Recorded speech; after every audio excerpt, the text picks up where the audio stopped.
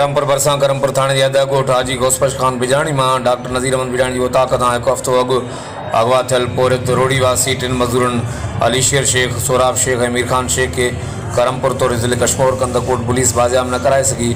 मुगिन जी बाज़ियाबी लाइ वारसन इलाइक़ी वासिन सुधीर शेख, खान शेख, शहजादो शेख, शेर खान शेख और ॿियनि जी अॻुवाणी में चीज़लाबाद लाड़े वटि इंडस हाईवे ब्लॉक करे रोड ते धरणो हणी करमपुर पुलिस की नाअहली खिलाफ़ सख़्त नारेबाज़ी कंदे मुगिन की तुर्त बाज़ियाबी जो मुतालबो किया वियो।